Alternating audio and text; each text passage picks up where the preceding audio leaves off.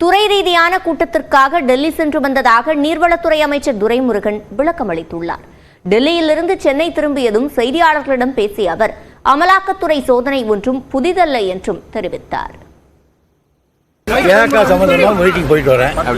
நீங்க எழுதிருக்கீங்க பத்திரிக்கையில அந்த கதைக்கெல்லாம் நான் அதுக்கு சம்பந்தமே இல்லை. அது பழக்கம் வந்த ஒண்ணுதான்.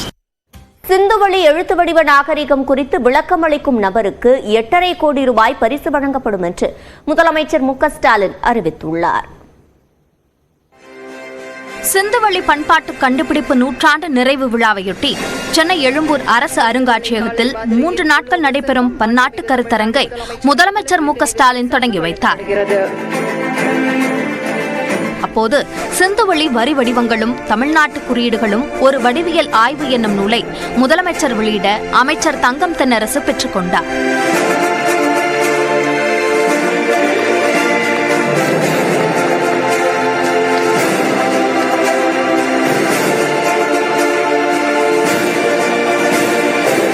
தொடர்ந்து சர் ஜான் மார்ஷல் சிலை அமைக்க முதலமைச்சர் மு க ஸ்டாலின் காணொலி காட்சி வாயிலாக அடிக்கல் நாட்டினார்.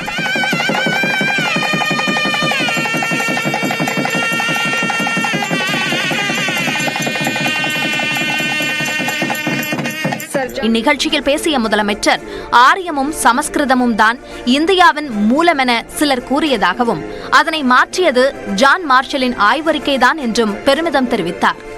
அவரது ஆய்வறிக்கை இந்திய துணை கண்டத்தின் வரலாற்றில் திருப்பு முனையை உருவாக்கி கடந்த காலம் பற்றிய புரிதலை மாற்றியமைத்ததாகவும் கூறினார். சிந்துவெளி நாகரிகத்தில் உள்ள குறியீடுகளும் தமிழ்நாட்டில் கிடைக்கும் குறியீடுகளும் 60 விழுக்காடு ஒத்துப்போவதாகவும் அவர் தெரிவித்தார்.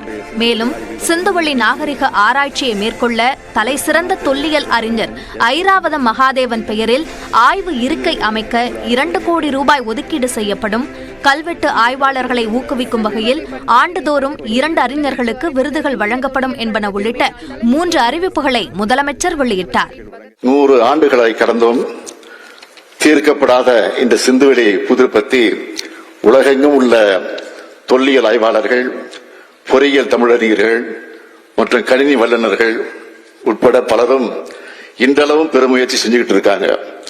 அந்த முயற்சிகளை ஊக்கப்படுத்துகிற வகையில சிந்துவெளி புதிருக்கான உரிய விடையை கண்டுபிடிச்சு சிந்துவெளி எழுத்து முறையை தெளிவா புரிஞ்சிக்க உதவும் வழிவகையை தொல்லியல் அறிஞர்கள் இருக்கும்படி விலைக்குணரும் நபர்கள் அல்லது அமைப்புக்கு $1 மில்லியன் அமெரிக்க டாலர் பரிசாக வழங்கப்படும். சிந்துவெளி நாகரிகமும் தமிழ்நாட்டின் இரும்பு காலமும் சமகாலம் என்பதை அறிவிப்பதில் பெருமகிழ்ச்சி அடைவதாகவும் முதலமைச்சர் தெரிவித்தார்.